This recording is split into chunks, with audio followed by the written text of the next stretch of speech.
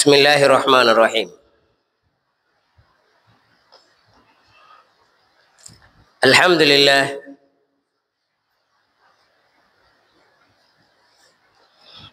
لله رب العالمين، والعاقبة للمتقين، ولا عدوان إلا على الظالمين. وأشهد أن لا إله إلا الله وحده لا شريك له، وأشهد أن سيدنا محمدا عبده ورسوله، أرسله بالهدى ودين الحق ليظهره على دين كله ولو كره المشركون.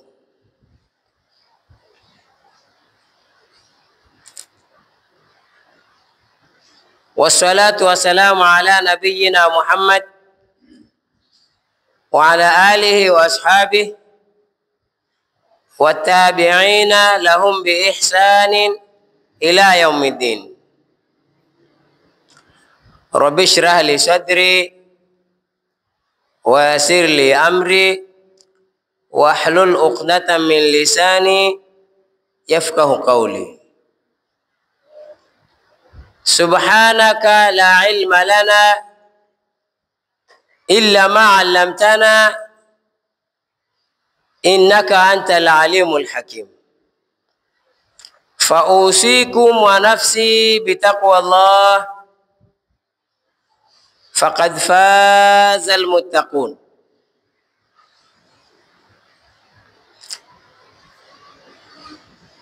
إخوة الإيمان,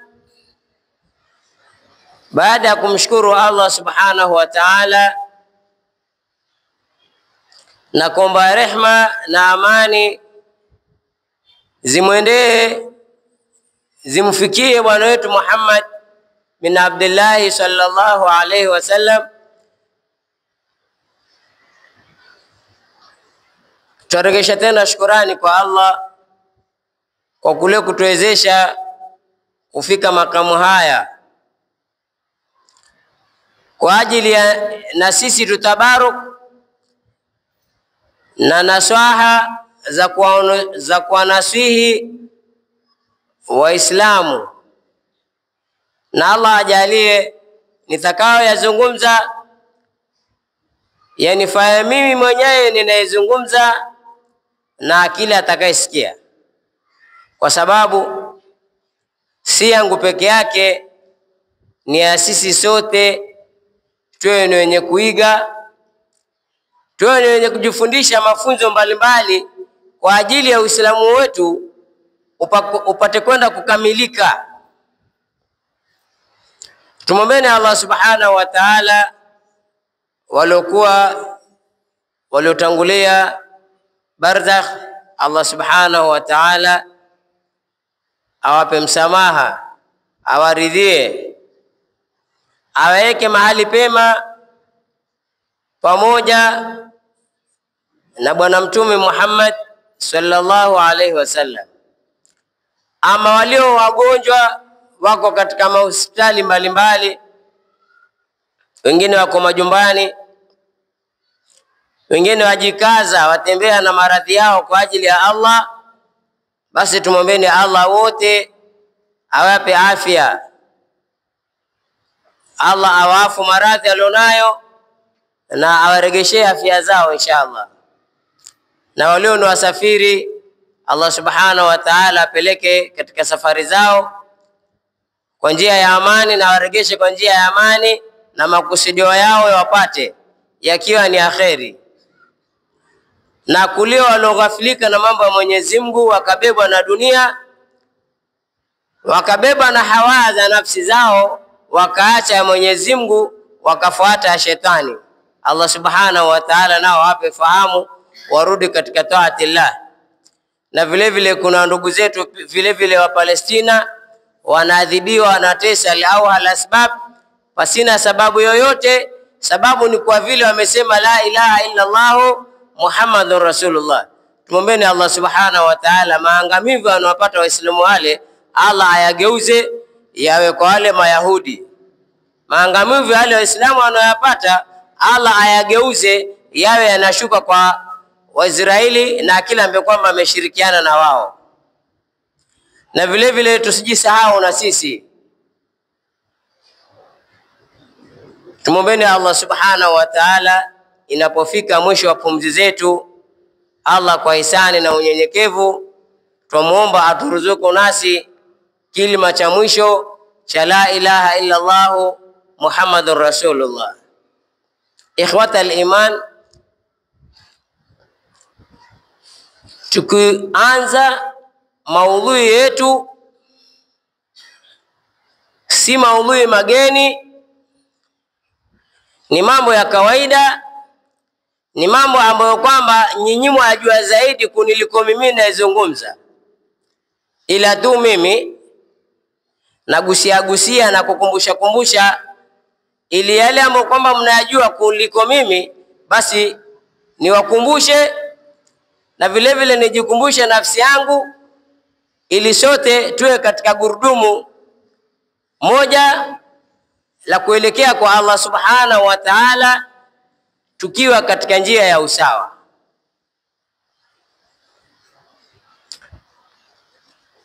Bwana Mtume Muhammad sallallahu alayhi wasallam ndiye aliyeletewa dini. Huu Uislamu umeteremshwa kwa Bwana Mtume Muhammad sallallahu alayhi wasallam.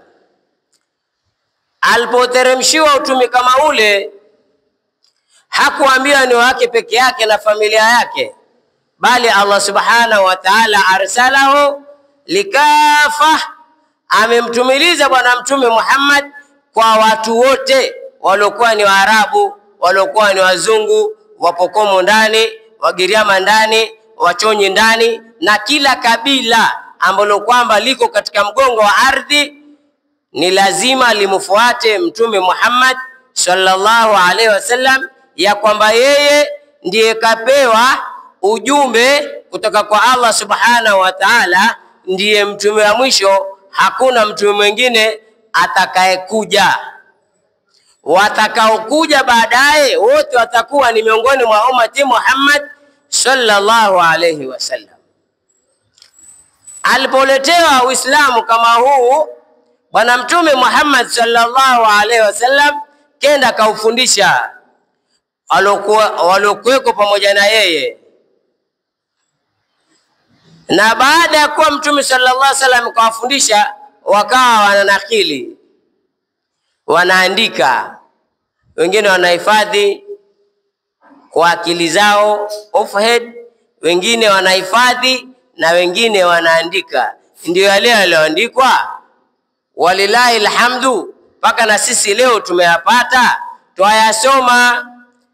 Jambo lolote ambalo kwamba umelipata sahihi walisoma, ni maana wale waliokuweko kabla yako wamepata ile nakala, imeandikwa, ndio ikabakia mpaka na sisi leo tumeipata, tunaiendeleza, na itabakia ila yaumil qiyama. Itabakia hivyo hivyo, kunakiliwa, hawa wanakuja wanaenda, hawa wanakuja wanaenda mpaka kusimama kiyama. Ndio mshairi atuambia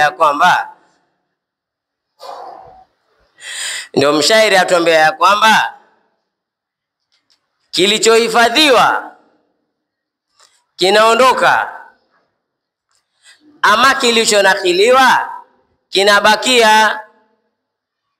Kilichoandikwa kinabakia, na kilichohifadhiwa na akili kinaenda.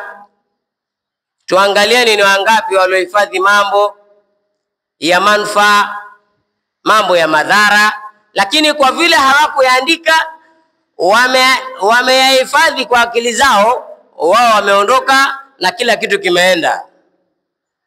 Ndugu zangu Waislamu, Bwana Mtume Muhammad kwa maneno yake yanayotokana na Amr bin al-As, radhi za Mwenyezi Mungu zimfikie, katupa mizani tama. Haina haja kusumbuana,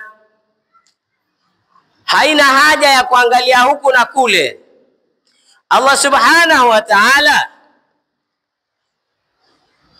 katika ukubwa wake, katika mipangilio yake, kenda katueleza katika suratul Qaf aya ya 18.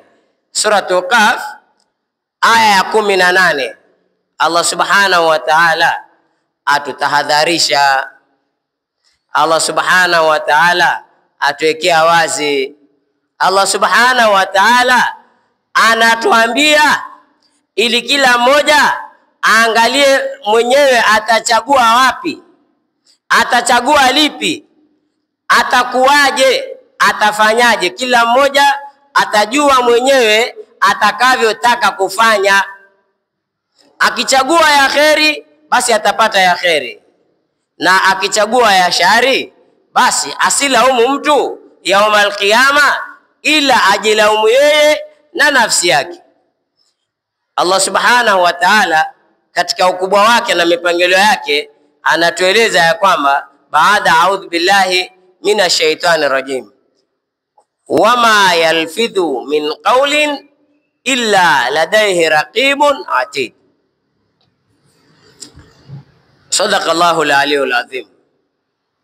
Allah katika mipangilio yake kenda katuambia ya kwamba mwanadamu yoyote hawezi kwenda kuwa ni mwenye kulitamka jambo, lile jambo analolitamka ni la shari, lile jambo analolitamka ni la kheri, illa ladaihi raqibun atid, illa mbele ya huyo anayezungumza kuna malaika wawili ambao kwamba kuna raqib na kuna atid, malaika wawili. Malaika wawili hawa Allah subhanahu wa ta'ala awasifu katika Qur'ani akisema kiraman katibina ya'lamuna ma tafaluna. Allah subhanahu wa ta'ala malaika wawili kama hawa kawasifu kwenye Qur'ani akiwaambia kwamba kiraman, malaika wawili watukufu, katibina, wenye kuandika. Kazi yao hawakwambii usifanye, hawakwambii fanya, kazi yao ni kuandika.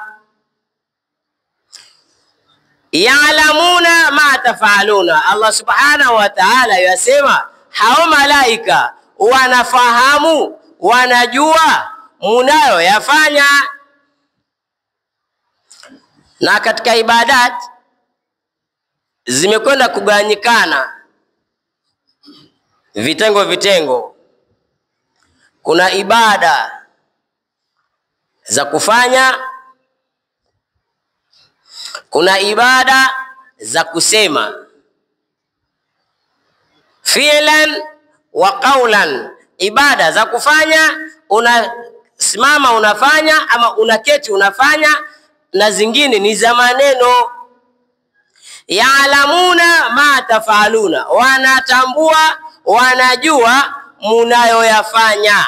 Hapa ndio kwenye mushkili hapa. Ukiingia kwenye inbox hapa ndio kwenye shida.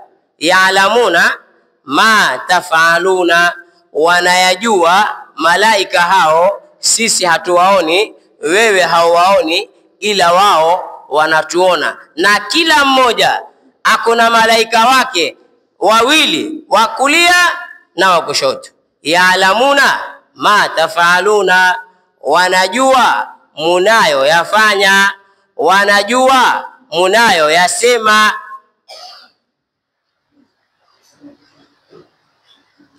Hapo ndio kwenye mtihani ambao kwamba unatupata sisi binadamu. Hapo ndio kwenye shida ambao kwamba inatupata sisi Waislamu, inatupata sisi wanadamu. Bwana Mtume Muhammad sallallahu alaihi wasallam kwa ile hadithi inayotokana na Amr bin al-As asema kutupa mizani, kutujulisha, kutuelewesha, ili kila mmoja asimtafute mwenzake, aangalie tu katika mizani ya Bwana Mtume Muhammad sallallahu alaihi wasallam aliyotupa yukoje. Mtume asema almuslimu man salima almuslimuna min lisanihi wa yadihi wal muhajiru ma naha Allahu anhu au kama qala alayhi salatu wasalam. Mizani kamili ambayo kwamba yatufaa sisi Waislamu tuwe nayo. Atuambia kwamba almuslimu, Muislamu ni yule aliyetamka ashhadu an la ilaha illa Allah wa anna Muhammadan Rasulullah. Huyo ndiye Muislamu. Baada ya kupiga shahada, baada ya kusema umemkubali Mwenyezi Mungu kwa moyo wako na ukatamka kwa ulimi na Muhammad ni mjumbe wa Mwenyezi Mungu, je, yatosha? Haijatosha. Ukiinama na kuinuka kupitia kuswali za faradhi na za sunna, je, yatosha?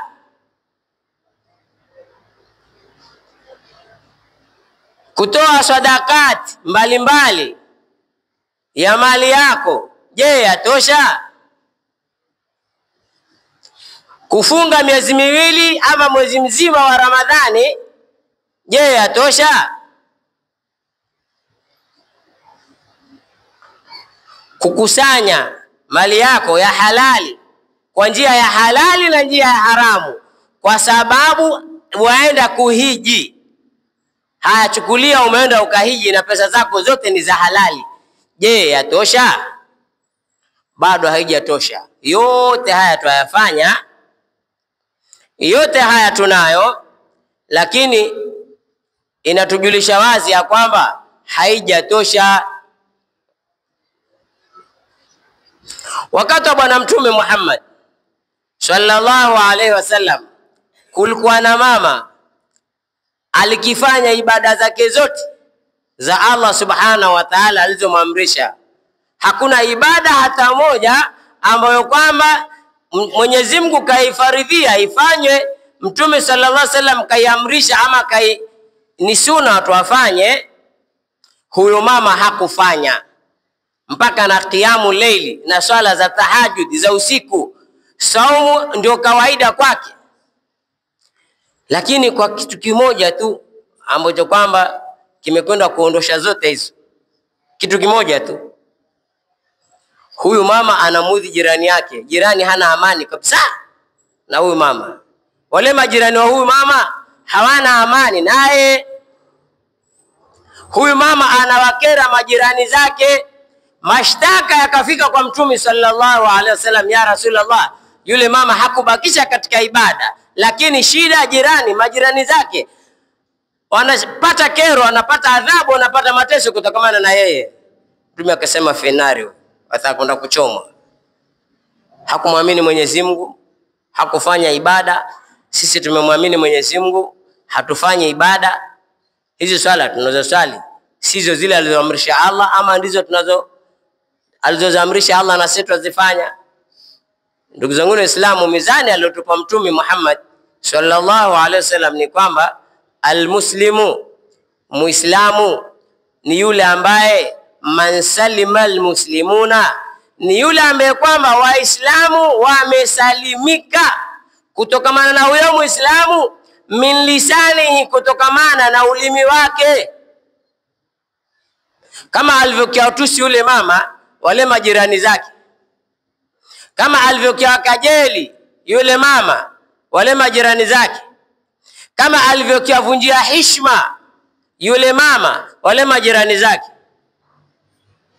Almuslim, Muislamu, man salima almuslimuna, ni yule ambaye kwamba Waislamu wamesalimika kutokamana na yeye, min lisanihi, kutokamana na ulimi wake, wa yadaihi, na mikono yake. Waislamu wamekwenda kusalimikana na wewe kutokamana na ulimi wako, kutokamana na mikono yako. Bwana Mtume Muhammad sallallahu alaihi wasallam anachukua dhamana ya vitu viwili. Atakaye vihifadhi vitu viwili hivyo, Bwana Mtume Muhammad sallallahu alaihi wasallam kamchukulia dhamana, asema man yalman li ma baina lihiyaihi wa ma baina rijlaihi almanu lahu aljanna. Mtume achukua dhamana ya kwamba atakaye mdhaminia mtume vitu viwili, ma baina lihiyaihi, kilioko baina ya taa mbili, utahuwa juu na huwa chini, katikati kunapatikana ulimi. Atakaye uhifadhi ulimi wake, wama baina rijlaihi, na kilichoko baina ya miguu yake miwili katikati ni tupu, almanu lahu aljanna, nitakwenda kumdhaminia pepo. Udhamini ulimi wako na uidhamini tupu yako, uhifadhi tupu yako, uhifadhi ulimi wako. Bwana Mtume Muhammad sallallahu alaihi wasallam asema almanu lahu aljanna, nimemdhaminia pepo. Ndugu zangu Waislamu, tuulizane katika sisi, ni yupi ambaye kwamba yuko tayari na hii dhamana ya Mtume Muhammad sallallahu alaihi wasallam? Ofa imetoka hiyo. Wewe usifanye chochote, zuia ulimi wako, hifadhi ulimi wako na hifadhi tupu yako. Almanu lahu aljanna, nimemdhaminia pepo. Ni yupi ambaye kwamba sahari ofa hiyo kashaipata katika sisi? Na kama hatujaipata tuongoja nini? Na kule mizani Mtume atuambia yoyote atakayewadhamini, atakayesalimika na Waislamu kutokamana na ulimi wake na kutokamana na mikono yake. Ndugu zangu Waislamu, tuulizane katika sisi, si majirani, si marafiki, si mujitama, community tulionayo, ni yupi ambaye kwamba katika maneno haya ya Mtume Muhammad sallallahu alaihi wasallam anatuambia ndiye Muislamu? Kama huna hili una lile. Kama ulimi wako wauzuia, shekhe, huku kwingine kwa vuja, tupu inafanya kazi. Kama umezuia ulimi, tupu inafanya kazi, na kama umezuia tupu, ulimi wafanya kazi. Ndio Mtume Muhammad sallallahu alaihi wasallam akasema yoyote atakayedhamini vitu viwili hivi nitamdhaminia pepo. Muona kama ni kitu cha mchezo? Yani uzuie ulimi wako ukae sawa sawa, kama vile wale walioambia radhiallahu anhu fulani fil janna, fulani kwa peponi, sisi tunasema radhiallahu anhu. Mtume sallallahu alaihi wasallam awataja watu 10 waliobashiriwa pepo na wao wako hai. Mwafikiria ni kitu cha mchezo? Yani Mtume akae akudhamini wewe na madhambi yako na kila kitu chako, alafu kaingia peponi tu kavukavu namna hii? Haiwezekani. Ni mpaka, ndugu zangu Waislamu, uende kimipaka ya Kiislamu. Ile mipaka ya Kiislamu usivuke. Ile sheria ya Allah subhanahu wa ta'ala usiende kinyume. Vile Uislamu unavyotufundisha ndio tuende hivyo. Vile Uislamu unavyotukataza ndio tukomeke. Ndugu zangu Waislamu, kuna vitu viwili. Mwanadamu akiamka asubuhi, Muislamu akiamka, mwanadamu yoyote, si Muislamu, mwanadamu yoyote, awe Muislamu asiwe Muislamu, akiamka viungo vyake vyote vinamlalamikia ulimi. Viungo vyako tupu, macho, mikono, kila kitu chako.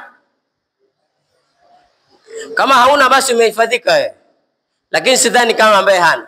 Sote tuko navyo, macho tunayo, mikono tunayo, tupu tunazo, na kila kitu tuko nacho. Viungo hivi vinamshtakia ulimi, kwa sababu ulimi ndio wa haraka unomtia mtu katika pepo, na ulimi ndio wa haraka unamuingiza mtu motoni. Huu ulimi huu, kwa sababu ni kiungo ambacho kwamba hakina mfupa, hakina control. Ni wewe mwenyewe ukicontrol, ni wewe mwenyewe ukipangilie namna ya ukikipeleka. Ukikiachilia mara kishashopoka. Ndio pale unapoambiwa, unapotaka kulizungumza kitu, kwanza lifikirie hili unalolizungumza. Je, litaleta manufaa ama hili nalolizungumza litaleta shari? Ndipo pale ndugu zangu Waislamu, Bwana Mtume Muhammad sallallahu alayhi wasallam siku alipopelekwa Mi'raj, watu wanakataa. Lakini siku Mtume sallallahu alayhi wasallam alipotoka Maka akaenda paka kwenda kuzungumza na Allah, amepitia katika barabara, akaenda akaona kitundu kidogo, kishimo, yani kishimo kidogo, lakini kinatoka ngamia mkubwa ambaye kwamba hawezi kurudi pale mahali, na kila akitaka kujaribu kurudi inashindikana. Mtume amemuuliza mwalimu wake Jibril alayhi salam, Sheikh, hebu niambie, wama hadha, ni mfano gani huu? Mtume sallallahu alayhi wasallam Jibril alayhi salam kamwambia Mtume ya kwamba huu ni mfano kutokamana na umati zako, ya mtu anazungumza kitu kinaleta manufaa, kinaleta madhara makubwa kiasi ambacho kwamba ataka ayakusanya yale maafa, lile neno alilozungumza aregeshe pale pale, inashindikana. Mfano ni mdomo, iko kishimo, ni mdomo wako. Jiulize, kuanzia asubuhi mpaka sema mangapi? Kuanzia asubuhi kulipopambazuka ukapata fahamu, walilahi alhamdu, umeamka tena. Hebu jiulize, kuanzia asubuhi mpaka saa hii tunaenda kuswali Ijumaa, umezungumza mangapi ya kufuru? Umevunjia heshima watu wangapi kutokana na ulimi wako? Umedharau wangapi kutokana na maneno yako? Ni maneno mangapi ambayo kwamba yametoka kutokana na mdomo wako yakaleta maafa? Kama si leo, kesho ataleta maafa. Kuna wengine yazungumza hapo yafanyika hapo. Inalingana na ile kabuli ya Allah aliyoipanga. Waweza lizungumza jambo leo likaja likapatikana maafa mwakani kwa wale waliyozungumza leo hapa. Na waweza lizungumza jambo hapa kwa hapa likaleta maana hapa kwa hapa. Waweza lifanya jambo hapa kwa hapa likapata maafa hapa kwa hapa. Ndugu zangu Waislamu, Mtume sallallahu alaihi wasallam atupa mizani ya Waislamu, ya sisi binadamu kujulikana Muislamu hasa ni yupi. Ni yule ambaye kwamba Waislamu wanasalimika kutokamana na ulimi wake, hasengenyi wenzake. Maana hii ndio kawaida. Mtu asalimiana naye vizuri, salamu alaykum wa rahmatullahi wa barakatuh, ukimpa mgongo muangalie yule hapa kwa hapa. Kimlekea mtu anacheka na wewe, ukimpa mgongo anakula nyama. Kula nyama, ndugu zangu Waislamu, ni maafa. Mwenyezi Mungu Subhanahu wa Ta'ala katuharamishia kusengenyana. Tusengenyana, tusengenyani. Mwenyezi Mungu Subhanahu wa Ta'ala katuharamishia kuvunjiana heshima, hata kutukanana. Katika Uislamu ni haramu, lakini tuulizane sisi. Kwanza kuna matusi mengine basi imekuwa ni kama ni salamu, hafai kuyazungumza hapa, maana ni kitu kinarekodiwa. Kuna matusi mengine yamekuwa ni kama salamu. Mtoto atamwambia mamake na mama atamwambia mtoto wake, hilo moja tu. Kama amesalimiana, habari ya asubuhi mama, naye mama asema yeye mzuri mwanangu. Yani salamu za matusi ambayo kwamba ni kinyume cha sheria. Uislamu hautufundishi kutukanana. Uislamu hautufundishi kuvunjiana heshima. Uislamu hautufundishi ya kwamba wewe ndio uko topu, sisi wengine tuko chini, utudharau. Ikiwa mpangilio wako ni huo, ndio dini yako hiyo, basi Mtume sallallahu alaihi wasallam asema wewe si katika Waislamu. Anayedharau, anayetukana, anayesengenya, kila ovu analifanya kupitia kwa anapanga njama za wenzake akauliwe, huyo si Muislamu, amekaa kando. Sasa kama ndio tuko hivyo, ndugu zangu Waislamu, huku kwa Allah tusijihesabu. Kama hali ndio hii, basi huku kwa Allah tusijihesabu. Tuambiana kabisa kwa upe, mchana. Kama matendo yako ni haya, basi tafadhali kimbilia urudi huku kwa Allah. Ama ukikaa mpaka ukafa na hali hii, kule una hisabu, utakwenda kuadhibiwa na Allah. Jambo la pili, almuslimu man salima almuslimuna min lisanihi wa yadihi. Muislamu ni yule ambaye amesalimika, Waislamu wamesalimika kutokamana na ulimi wake na mikono yake. Mikono miwili, hii mikono hii mikono Allah subhanahu wa ta'ala katupa hii mikono. Hakutupa hii mikono tufanye kila la haramu bwana. Kama kitu hukijui, kitafute undani wake. Mbona Allah kanipa miguu? Mbona Allah kanipa macho? Mbona wengine hawana? Mikono inayo lakini imeparalyze. Sasa wewe uliopata kwako ni ujanja?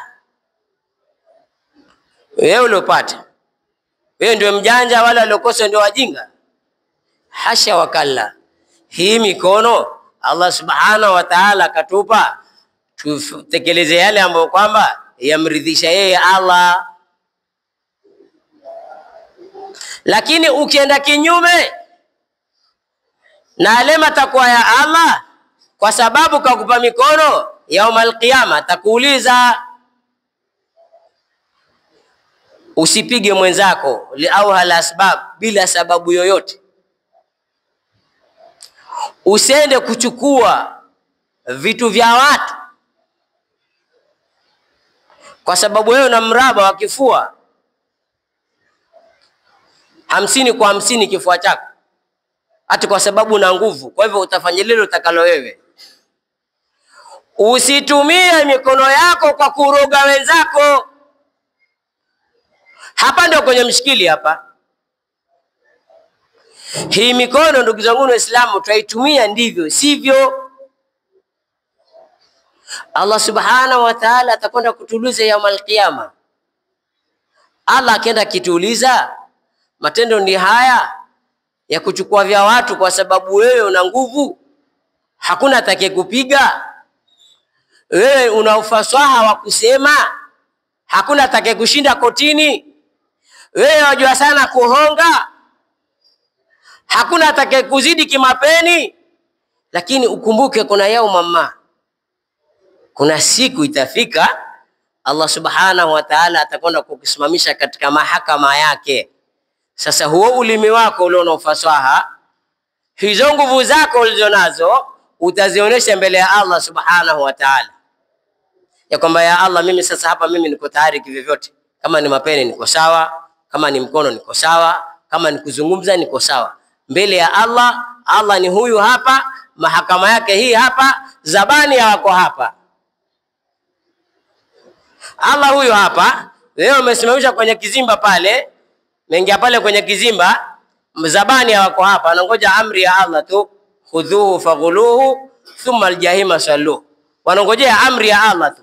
Sasa wewe hawa mabavu yako, hawa nguvu yako utayaonesha hapo mbele ya Allah subhanahu wa ta'ala. sisi leo hatuna la kukwambia, ila tu tukutahadharisha ya kwamba Muislamu wa sawa ni yule ambaye kwamba Waislamu wamesalimikana kutokana na yeye na ulimi wake na mikono yake. Ikiwa Waislamu 100% wamesalimika na vituko vyako vyote, hakuna mwanadamu anakosa vituko, kila mwanadamu ana vituko. Sasa Muislamu wa haki ni yule ambaye kwamba Waislamu wamesalimikana na yeye na vituko vyake. Hakuna ambaye kwamba hajui kutukana, wala hakuna ambaye kwamba hajui kuiba. Sote kama ni wizi tuujua hapa. Na sote kama ni matusi, wengine tuko na matusi mapya hata hatujatoa kwenye mfuko, mpaka tuweke password ndio tutoe. Lakini hatutukani kwa sababu ya ule Uislamu tulionao. Katika Uislamu ambao kwamba yastahiki hata mtu akikutukana usimregeshee.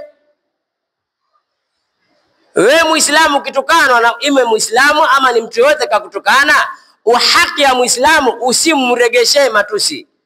Lakini leo ndugu zangu Waislamu tunaekana mimbari ya huku na mimbari ya huku, face to face tutukanana. Yani unatukana matusi yako yote paka yanaenda naisha. Kesho ukikosana na mwenzako utamtukana nini? Mengine unaweka akiba. Matusi mengine unaweka akiba. Leo sisi ndugu zangu Waislamu swala la kutukanana basi kwetu ni kawaida. Mama huyu na mama huyu atakaa mlangoni, majirani huyu kuna huku, amtukane mwenzake. Siku mtukana tu ile paka yale aliyoko ndani kabisa, paka leo watu wadogo wanashangaa, mama huyu, mamako ndiye anafanya hivi. Ndugu zangu Waislamu, nikimalizia, hawa watoto wetu tunapowafundisha basi tuwafundishe mambo ya kuwanufaisha kesho. Tusiwape mambo ya kuwaletea madhara kesho. Siku moja kaletwa kisichana kidogo kama miaka 3 hivi madrasa. Kaja tukampokea hapa hii takwa yetu tu hapa. Basi katika ile hali ya kukaa na wenzake, yule mtoto akatoa neno zito kumwambia yule mwenzake, hapa sisi tumekataza kutukanana, wala hatufundishi matusi, na tumekemea mwanafunzi yote atakayemtukana mwenzake anacho, awe mkubwa awe mdogo. Nikamwangalia yule mtoto nikamuuliza, hayo kaambiwa na nani? Kaambia nimeambiwa na mamangu. Mama ndiye aliyemtuma, ni maana mama huko nyumbani ni kawaida. Mpaka huyu mtoto mdogo naye kayahifadhi, kayajua kabisa, wala haina haja ya kufafanulia. Akikwambia ndio shatoka liko piwa, yani iko clear. Basi kaambia kamuite mama, akaenda akamchukua. Mama aitwa na ustadhi akaja. Mama, asalamu alaykum. Salamu, vipi hali? Jambo, huu mtoto wamfundisha nini uko kwako? Mimi simfundishi kitu. Ambia hebu zungumza dada, yale uliyosema hapa sahihi. Basi yule mtoto naye kutoka mbele hajui lafaa ama halifai, yeye alisikia lazungumzwa naye kalibwaga. Mamake huyu hapa, wanafunzi hivi tuangaliana, mimi nimekaa hapa. Yule mama bidi akageuza sura, kwa sababu alolisema ni jambo zito ambalo kwamba hata mtoto mdogo haifai kujua mambo kama yale. Hata kujajua baadaye akishaanza kupata akili, lakini tayari kashajua, ijapokuwa hajui ni nini na nini, lakini tayari kashafanyaje. Nikamwambia sasa mama, mafundisho haya mkimfundisha mwanao hali hii kisaizia na miaka 3 mpaka hajafika miaka 20, atakuwa umemfundisha mambo mangapi? Hili alilozungumza sahihi hapa atalichambua mpaka alijue kivipi. Ndugu zangu Waislamu, nikimalizia, tuhifadhini ndimi zetu na vile vile tuhifadhini mikono yetu.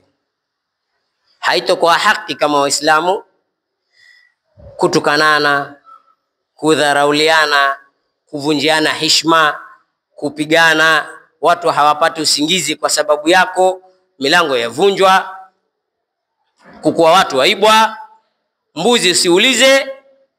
Watu wapata maafa kwa sababu anakakupa mapeni kidogo tu ukaona la kufanya ni uende huko. Kuna uchafu ukauchukue uja nao hapa uangamize wenzako. Ndugu zangu Waislamu, hii ni haki kweli? Wewe ndo kachukua uchawi huko. Uchawi hauko hapa, uko huko. utafute huko huko uliko, ukauchukue ili watu hapa mtaani wakuonee kama kidume. Yani wewe ukiwa mchawi, ukimroga huyu, ukimroga yule, wewe utakuwa kidume. Kuna Allah subhanahu wa ta'ala. Ikiwa wewe ni kidume, kuna siku yako itafika, Allah subhanahu wa ta'ala naye atakwenda kuonesha kidume chake. Wassalamu alaikum wa la famin.